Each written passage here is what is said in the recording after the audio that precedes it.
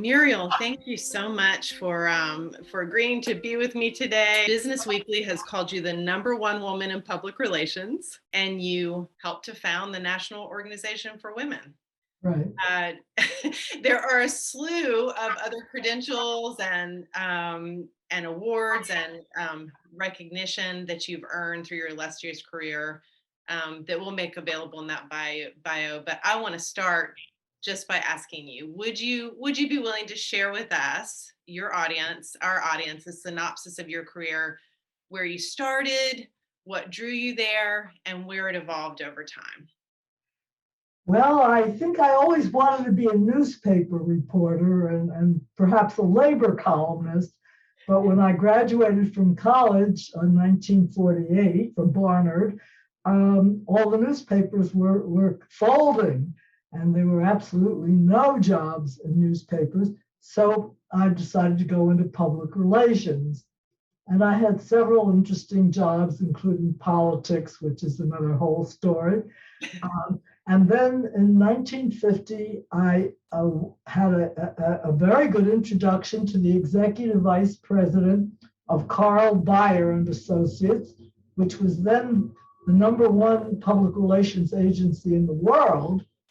And he said, well, you're very impressive, but we don't hire women writers. So I went away and got another job, but I soon managed to get a job at Byoir in the television radio department, where I was greatly appreciated, and moved up the ladder. And when I ended up as executive vice president of Carl Byoir. And I don't think I ever said to that man, I told you so, but anyway, that's what happened. Muriel, you just did, which I love. I don't think you had to tell him I told you so either. I think it was just written there, right? There's so much to mine about that experience because, of course, I'm smiling with you about it now, but at the time, and I didn't write this in my prepared list of questions, but it just hit me like a ton of bricks. At the time, what must it have been like for you to hear, we don't hire women writers? We just knew it. I mean, at that time, the newspaper, today's women can't believe that the classified ad said help wanted male, help wanted female. And we just accepted it. That's the way it was. And when I became the youngest vice president at Carl Byoir, the CEO said to me, well, Muriel, you've done a great job, but you've gone as far as you can go, because CEOs can't take advice from a woman. So it really took the women's movement. It took now to change the rules and to change customs so that many of us, tens of thousands of women, can move up through the ladder. Hundreds of thousands, uncountable women are standing on your shoulders. So in that way, I've already thanked you for spending time with me today, but I want to thank you personally for that. I'm a VP in my company. That would not be a thing if it weren't for women, for you and women like you, nor would my daughters have the access, my 4 daughters have the access to professionalism and experiences in the world that they do today. It just gives me, chills to hear what you've accomplished. You've answered this a little bit already, but I would love to hear more about those obstacles along the way, both early and as your career progressed, and how you managed them, because obviously you found a way past them, and part of that was now, which we'll ask you about. But what were the, I kind of harken back to Sheryl Sandberg. Wrote this book called Lean In, which I'm sure you know of, and I'm sure people have lots of opinions one way or the other about that and Sheryl Sandberg. But one thing she did in that book that I thought was really interesting was she gave women very, very practical advice on how to negotiate for salary, for pay, for compensation, to the point where it helped me in a previous role, step by step, manage to accomplish it for the first time in my life. So were there practical things that, may not have changed the world, but were the ways that you navigated those systems and obstacles at the time? Well, first of all, Sheryl Sandberg's advice is very good, but that's in today's world where the women's movement has made it possible to lean in. In those days, we just had to accept what was the facts, and we had to do the very best job we could, and many of us became an exception in our working place. And we had to work very hard. I would say probably harder than the men, and we got paid less. And this was just a fact of life. So it did take the women's movement, and but I would certainly advise today's women just get results, and then be able to prove the results you're getting. And then the other thing is be a good colleague.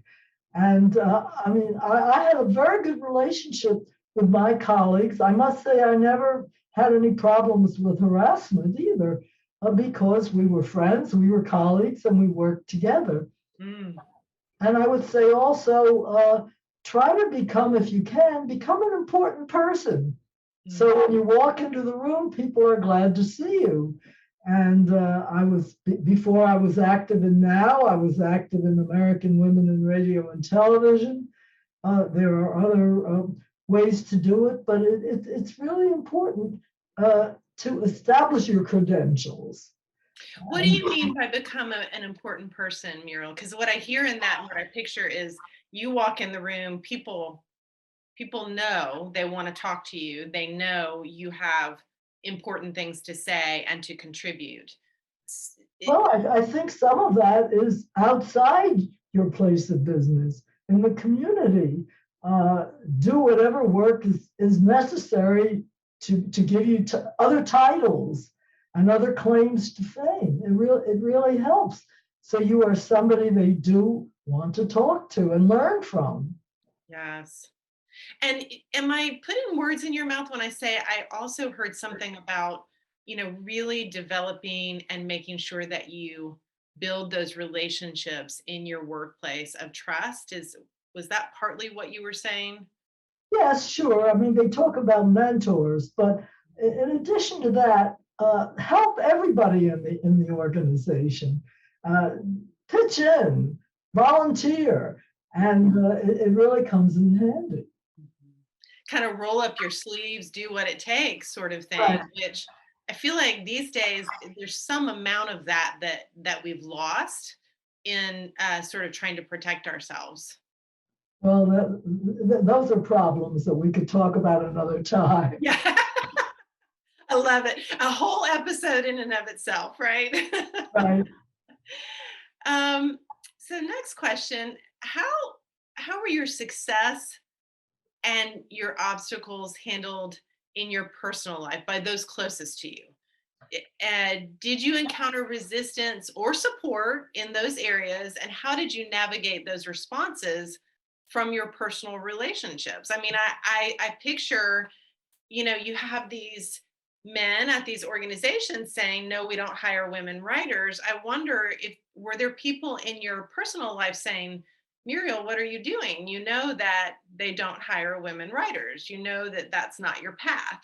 Did you have? Of course, my children wished I spent more time with them. I think that's always the case. I have a son and a daughter, both very active, successful feminists and active in their careers.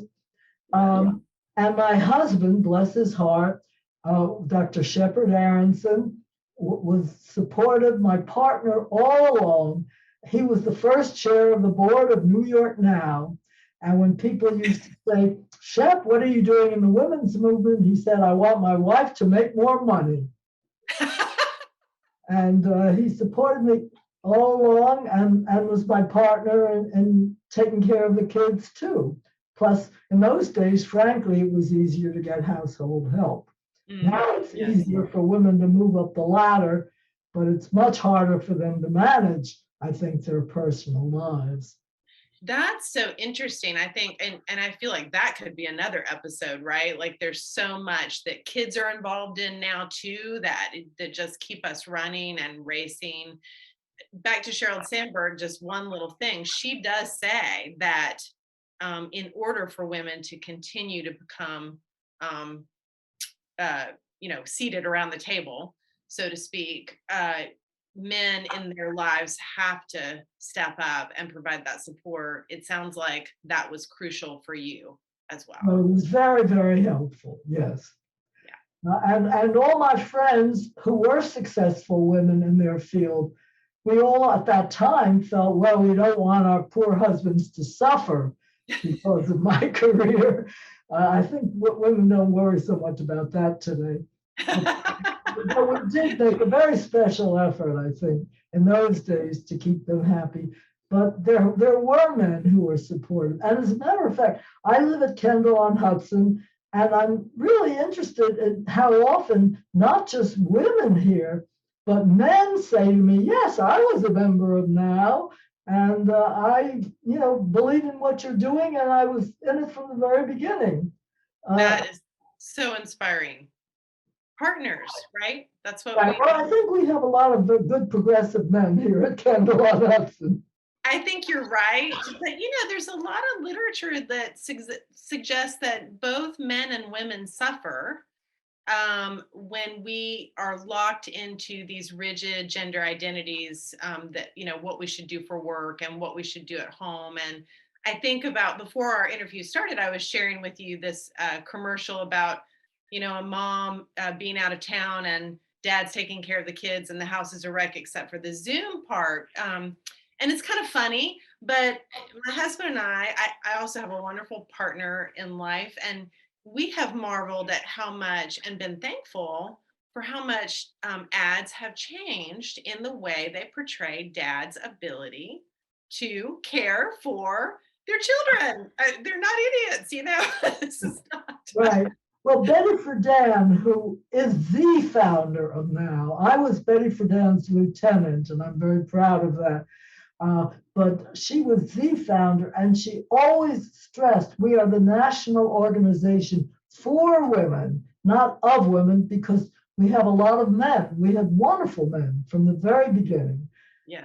And she stressed that men will be better. Our sons, as well as our daughters, will benefit from a new world where we don't have the stereotypes and we don't have the burdens on both sexes. And that's come to pass. It's we have a way to go. But come to pass so much further for your work that Right. you've done. Absolutely. I have to tell you, when I first met you at Kendall and Hudson, and I should say that Kendall and Hudson is a SageAge client community. Proudly, we're privileged to be part of the work there. I met you and realized who you were and started connecting the dots. And you said, I was Betty's PR agent, PR representative.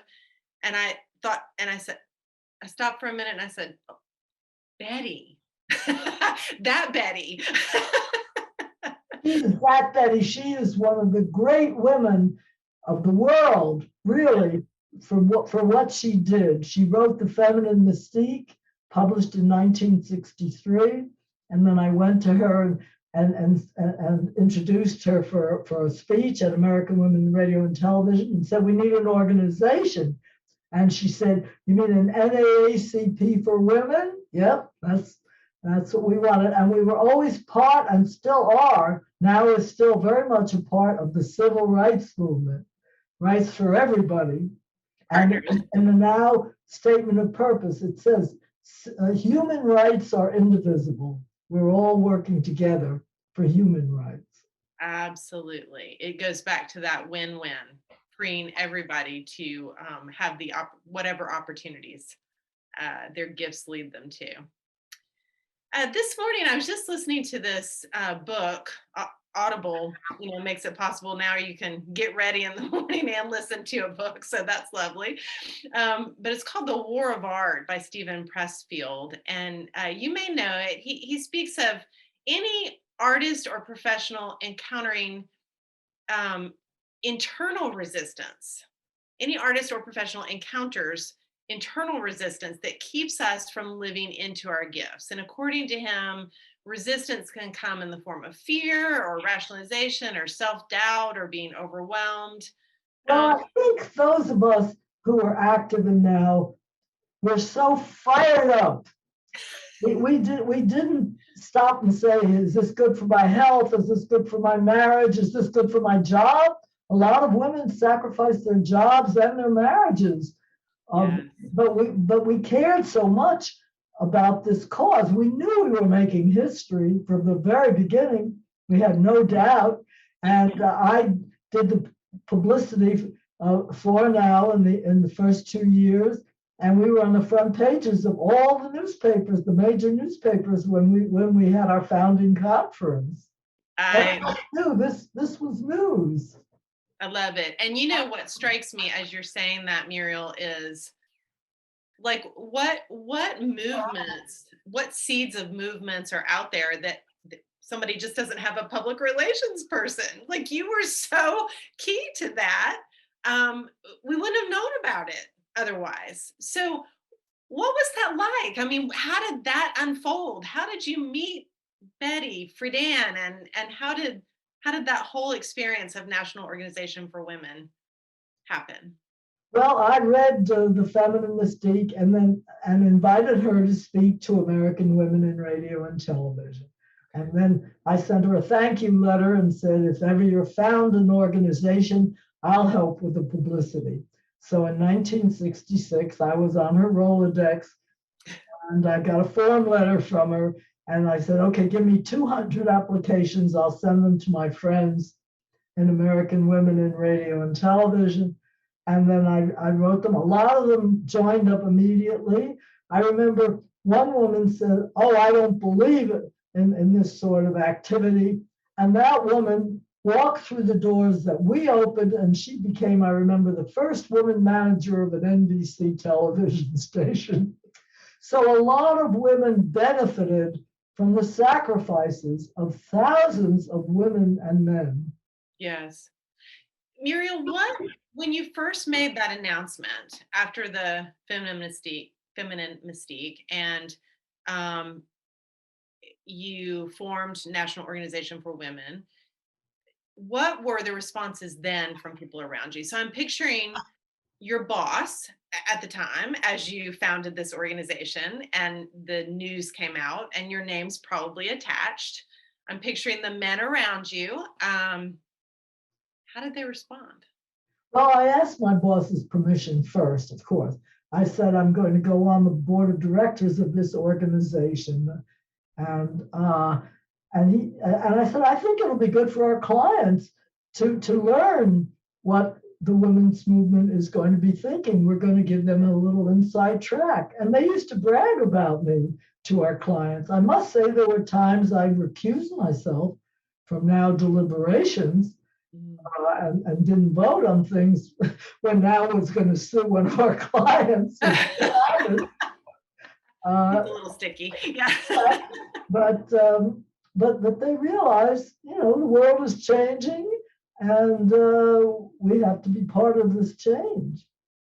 What about, you mentioned other women who sacrificed their careers. So clearly your experience and the support, maybe that's too strong a word, but at least the permission, as you talked about, that you experienced in your work and from your direct supervisor was not the experience of every woman who wanted to join the organization. What were some of the stories you heard at the time for women who did sacrifice their careers and relationships? And Well, a lot of women did, and they and also their marriages, and some marriages broke up, and a lot of marriages grew much stronger.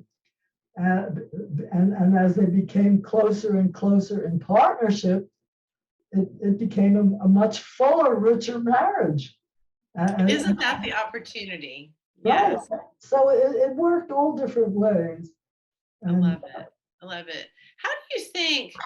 I mean, I love what you said about when I asked you if you had this internal resistance, like self-doubt or overthinking or whatever. And you said, we were so fired up, we didn't have time for that or couldn't feel it. And it just occurs to me that there is a magic that happens, obviously, when people come together. I mean, we're seeing it actually in Ukraine right now, and fight for something they believe in, against all odds. And um, what do you think the value of that community piece is for anything big that we want to do, any way that we want to live in our gifts, into our gifts in our lives? Well, first of all, community is very important. As you know, here at Kendall on Hudson, that's the reason many people come here, Yes. for community. And I came really, my husband had died, and I just wanted to make more friends. And that's what's happened. And here we're all working. We're working for causes like crazy. We're working for education, for courses, for concerts, for lectures. We're, as you know, we're very busy right now. I'm producing a New Year's Eve show, which we weren't able to do on New Year's Eve, on December 31, but we're going to do it Kendall New Year's Eve this year because of the pandemic, March 24th. And I produced the 4th of July show. And we have all sorts of other activities. So I've sort of got a whole new career since I've been here, and a new community, a new life, really. I love that. And what strikes me about what you just said is it's a new life, but you bring all of who you were to this new community, to this new place, and it's accepted and encouraged and celebrated in a way that you get to continue doing this great work and just a little, just a little new twist to it. That's all. I mean, I think my television experience, of course, helps me put on the Kendall New Year's Eve show. But there's another man here who was the CFO of Hertz, and he took art classes here and really became a wonderful artist. So some people do have a new life here. I think I'm sort of continuing what I did. I'm still active in the feminist movement. I'm chair of Veteran Feminists of America, and continuing with a lot of my entertainment. I've founded an opera committee here because I've always been an opera fan.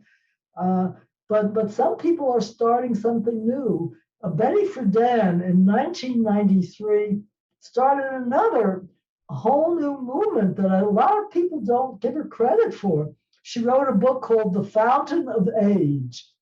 And the idea was that people of our senior ages are not senile or weak or useless, but we have a whole life ahead of us. And she was one of the first people 30 years ago to point out how active people our age can be. I'm 94 and I'm, still going strong. Muriel, you are not. I don't believe it for a second. Look at you. Well, I dye my hair and wear makeup. Some of the women here don't, but I do. But we've finally gotten smart. And when we study aging, we finally gotten to the point where we study how to stay well, right? Instead of how people become sick.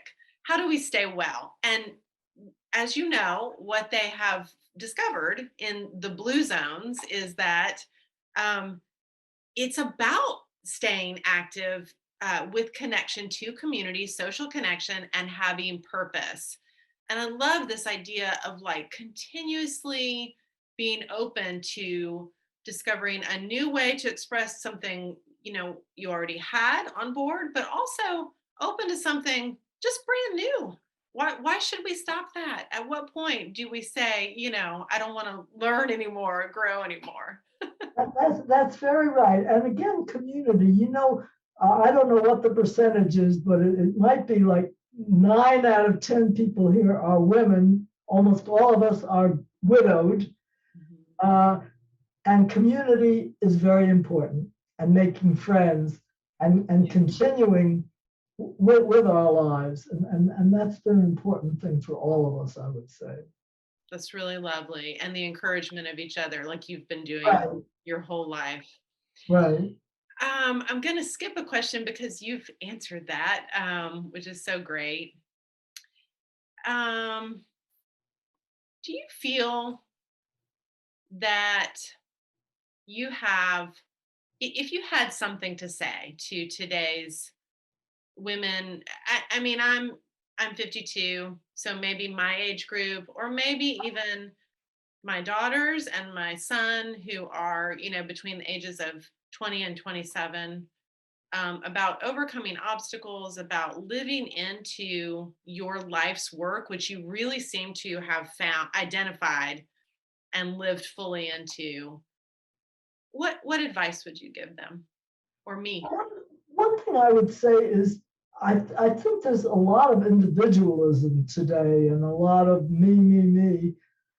We can't forget that we can accomplish so much more when we're organized together Yes. and when we work together. And there's also, of course, a lot of satisfaction that way, but there's also better results.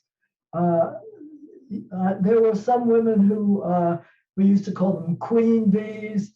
They say, "Oh, I can do it all because I'm so smart."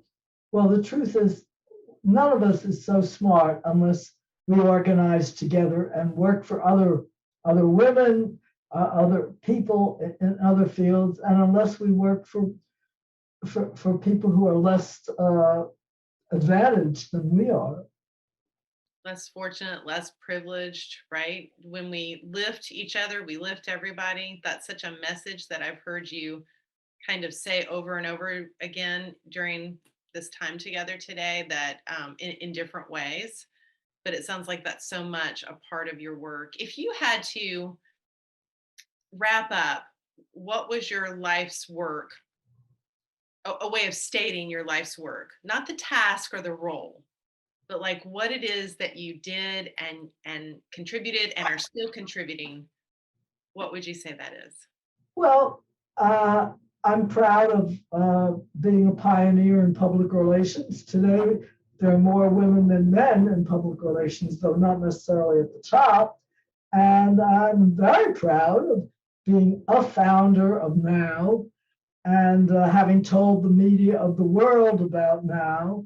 And there's still a lot people can do. Unfortunately, we've still got a lot more work ahead of us. And we have to really work together and ask what needs to be done. And then we've got to do it and get results. I love it. Well, Muriel Fox, it has been an absolute privilege to just spend time with you today. Is there anything you wanted to say to our listeners or to me, in addition to what I've asked? No pressure that you have to, but any I message?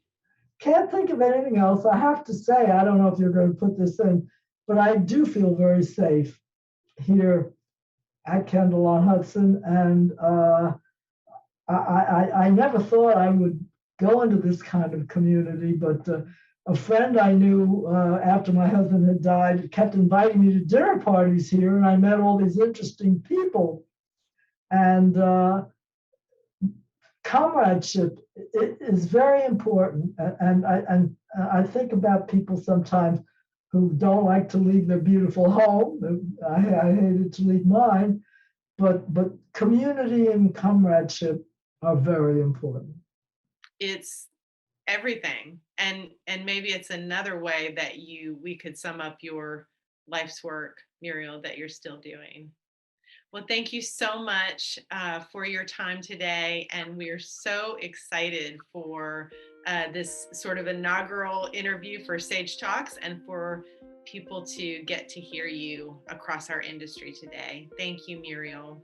My pleasure.